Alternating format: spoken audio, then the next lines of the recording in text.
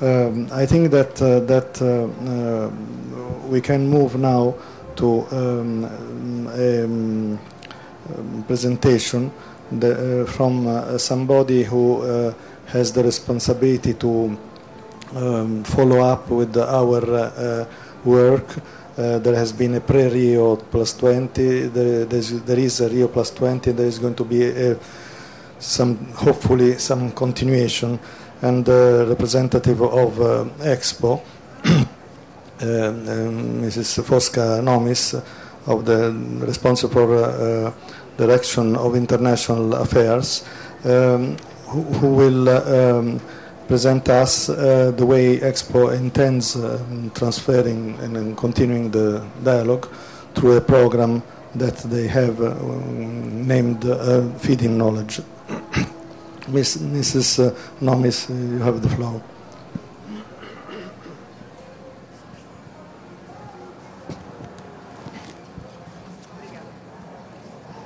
So, okay.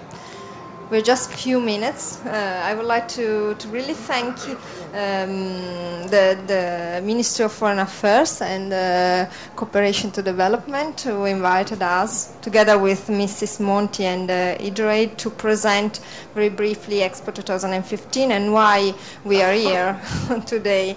Because, you know, the theme of the Expo 2015 is Feeding the Planet, Energy for Life.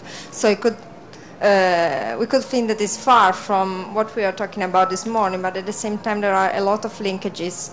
I would like to give you just some very brief information about the Expo, because you know what we are, just to understand what we are talking about. Okay, so the Expo is a 6-month event that will be held in 2015 from the 1st of May till the 31st of October. We will have, it will be in Milan. There will be 20 million visitors, just to give you an idea.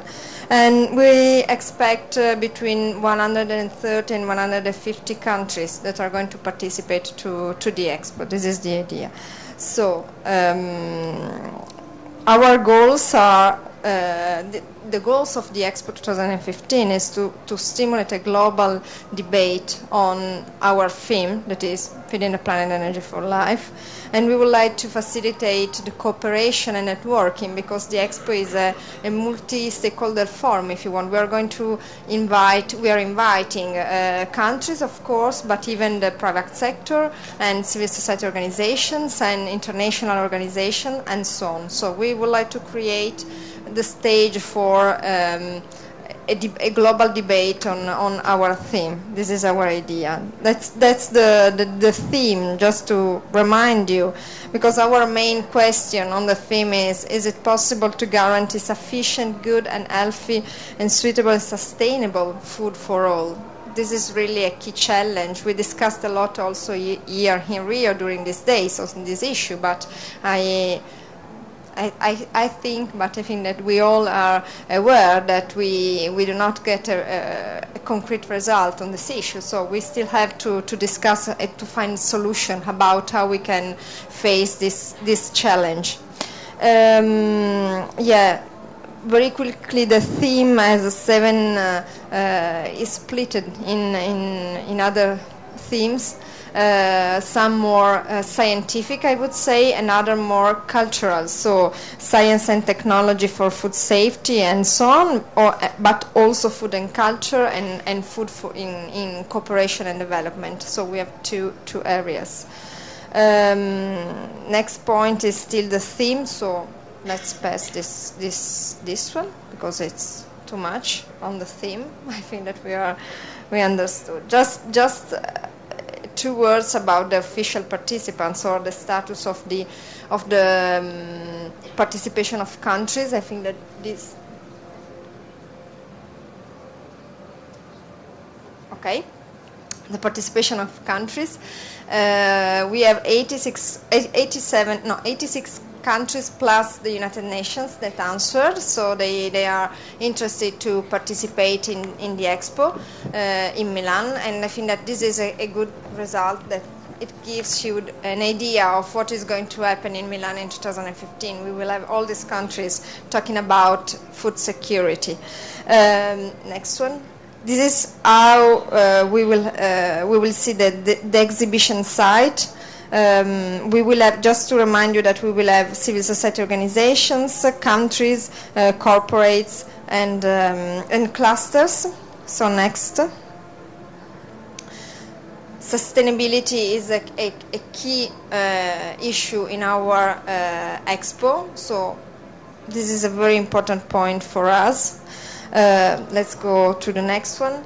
And also the visitor experience is a key point for our expo. I mean, the visitor is at the center of the expo, of the visit of the expo. It should be really a unique experience. Okay. Sorry if I go so quickly, but. And last point is the role of technology. I think that this is a good point because I mean, all the people before me talk about technology. Also for the Expo in 2015, the technology will be a key element. Really, we are talking about a smart city of the Expo before the visit, during the visit, and after the visit. So we would like to use technology for the visitor experience, but also for sustainability, for example. And we will come back on this issue. Okay. Next. This was about the smart city, so the smart expo and technology. Next, just a few points on this cluster project. This is very important for us because we would like to involve countries to participate in the expo around the theme Feeding the Planet Energy for Life, and we saw that a lot of countries are interested to stay together to build a joint participation on specific theme, like you can see the spices, rice, coffee, cocoa, and so on. And this is really a really interesting point because a lot of countries said, okay, yes, we are very interested to be in the expo and talking about this theme and this issue and to stay together. Also very different countries, and this help us to put together the countries not only on the geographical basis as happened in the previous expo, but with different criteria. And this is a good criteria, we think. This is also an opportunity. Next.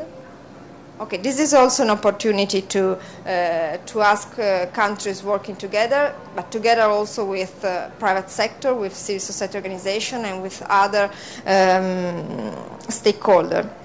And this is the key element of our expo. Next. Okay, why we are in Rio? Why Expo 2015 should be here in Rio?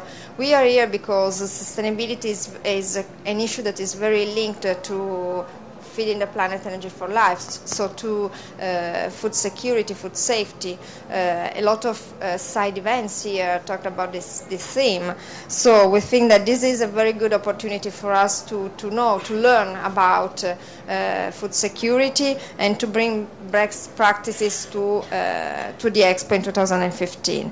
We are also here to promote the participation of the civil society organization. And for example, we organized in Milan before coming here an event on the project that has been mentioned before, together with the Cooperation to Development and Oxfam and Slow Food, an event to introduce and to present of all the partners, the presence of all the partners in Rio Plus 20. It was also an opportunity to talk about the Rio Plus 20. That it is not really at the top of the agenda in the media communication in our country, I would say. So it was an additional opportunity, a way to talk about our theme and a way to involve also civil society organizations. And here in Rio we had a plan of events together with Oxfam, with ActionAid and AFSI, and this is the last one for us. We would like to follow the international dialogue on our theme, and we would like to bring the theme from and the output of the expo from now to 2015. Next, please. So we just after this presentation of our expo in 2015, let me talk a little bit about the thematic legacy. So when we think about the expo, we think about the site, we think about buildings, we think about pavilions like here, but this is not the only result and the only legacy of the expo. Our 2 minutes, okay. Our legacy, next please. Okay, our legacy is to, as you can see, is facilitate a process of a long-lasting research and enhance solution and sustainable experience that contribute to the development of the theme, that is feeding the planet, energy for life after the expo in 2015. So feeding the knowledge to feed the planet, because feeding the knowledge is our program, our project that should last after the expo in 2015. Next, please. The mission. Okay. The mission is to create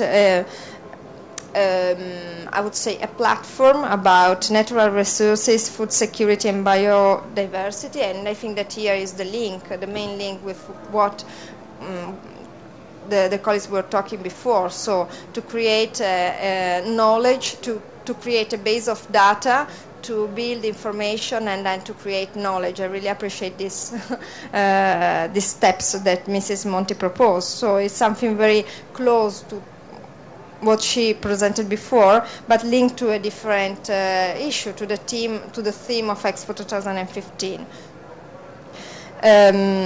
So the program Feeding Knowledge is a program that we are planning now. It doesn't really exist yet. It's something on which we are working now, and that we would like to have ready in 2015, so that it could last after the expo and bring the results of the expo after the 31st of October, when the expo will close the door.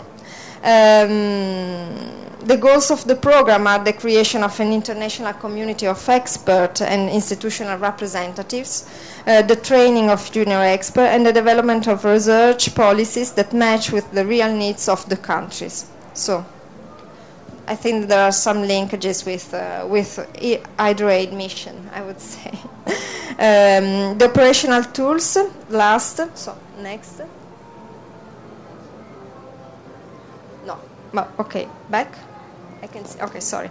The operational tools for the collaborations are the database about the actors involved, the policies, researches, and projects, virtual lab to have access to knowledge, policy lab with target countries to identify priorities and new themes, collection, selection, and promotion of best practices, monitoring of relevant initiatives related to the MDGs, and networking with the actors involved in sustainable development.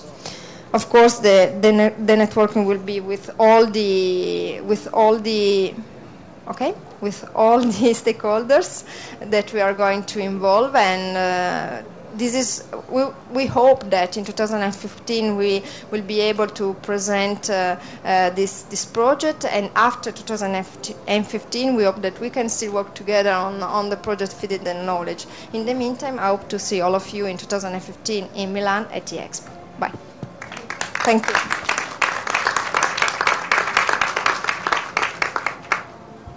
Thank you, Mrs. Nomis. I think I recognize the representative of WAP who could be invited for just 2 words of participation to this event. I understand she was not informed of the change of location of this event, and so if you like to, unfortunately we have to leave this room in a few minutes, so I will make 2 words of summing up, but if you like, you are most welcome to come and say 2 words in representation of WAP. Otherwise, I do the summing up and I close.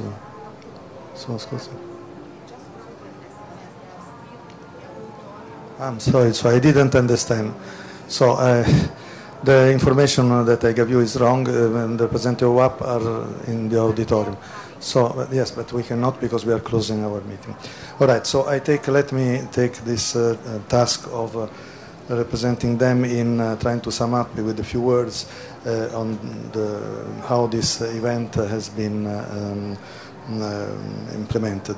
I think that we have, albeit the representative of DESA had to have an opening remark. She has really given us a lot of headaches with too many keywords that are a matter of worry for people who have to take decision.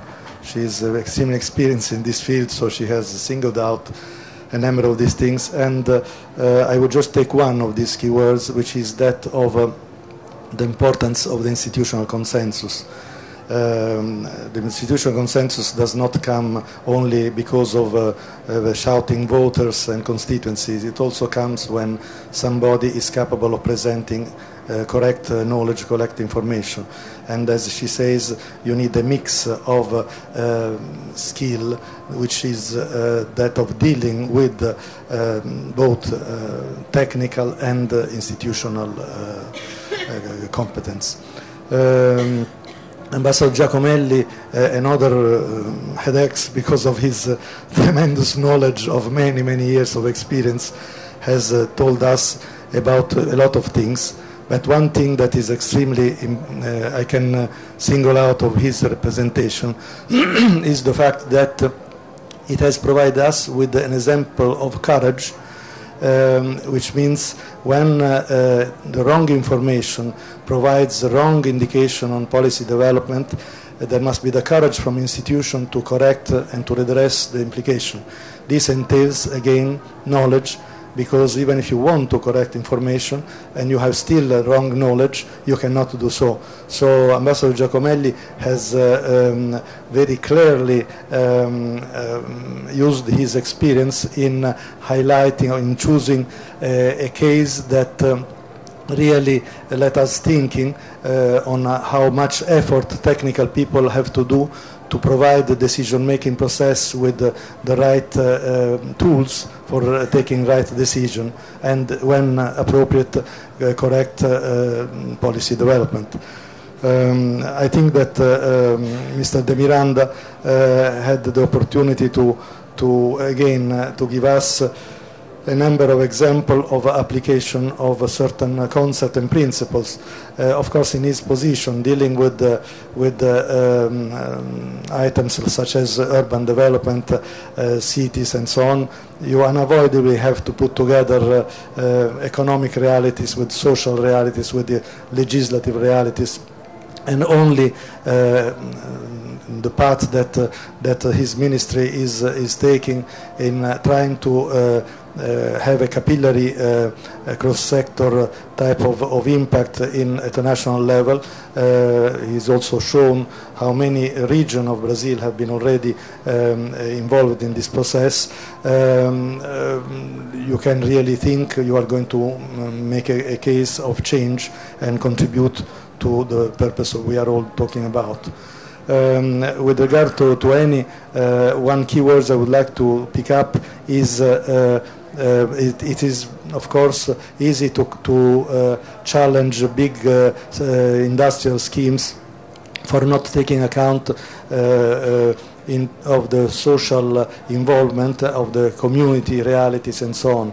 But many of these schemes are just get away very quickly with a couple of tagliers, or a couple with the village people and workshop and things. You have a virtually poor, illiterate person that participate, and then they say, well, we have really involved people. So what is her key word is the informed participation. It's not just participation, but informed participation, and this again is a question of knowledge, and this is the headaches of people like Dr. Monti with her effort to educate, to transfer knowledge, without which there cannot be appropriate participation. It's just a nominal participation useful for just political visibility.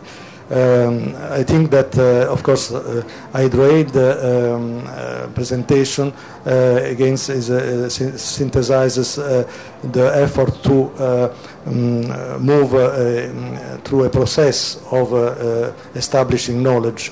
One aspect that I, of course, the key words or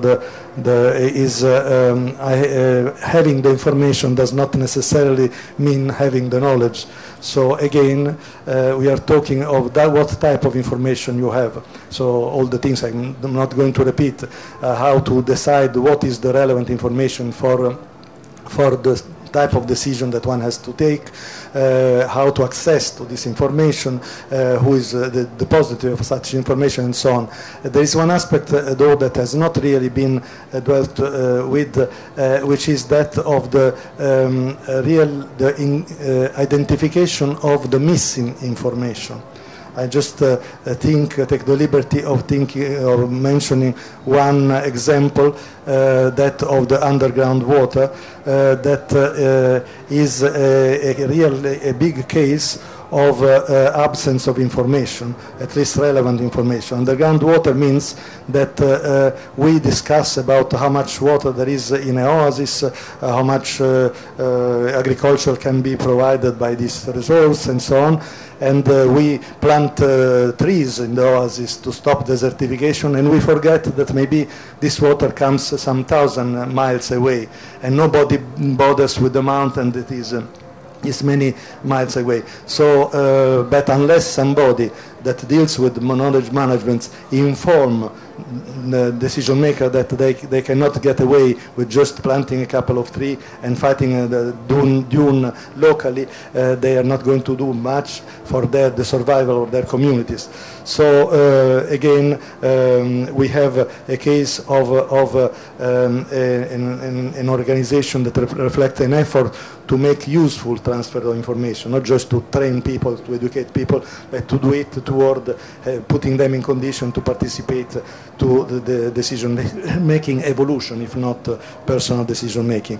Of course, Expo presentation has been extremely refreshing in that Expo is something that is recurring and can be successful as long as it is topical, and there is no doubt that the choice of the items or focal items are much relevant to current debates, but also try to be innovative also, or creative in the way to present this thing, to make it as attractive as possible, not only to certain sector of the potential audience.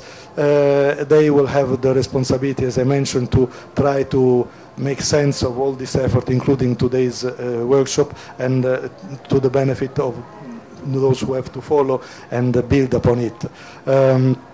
I think that I will like to close with the word that Ambassador Giacomelli has mentioned, that has been recognized in different way by other speakers, which is that of the sectoriality. And of course, Ambassador Giacomelli has mentioned sectoriality focusing on water. It's very easy, this example, and it's very appropriate to use water, because there is no doubt that everything is connected to water. But then, as he rightly say, some impact of being sectoral in dealing with the information on water has repercussion not only on water, but only on an economic, on social, and in any case on sustainability of development choices. I have to, unfortunately, I have to cut here, and I just wanted to invite you for lunch. We have a lunch in the I Pavilion. Pavilion E is the mountain pavilion. And anybody can continue our conversation and maybe exchange the question that we didn't have time to exchange during the session. I thank you very much, all the speakers and all the participants, for their participation. Thank you very much.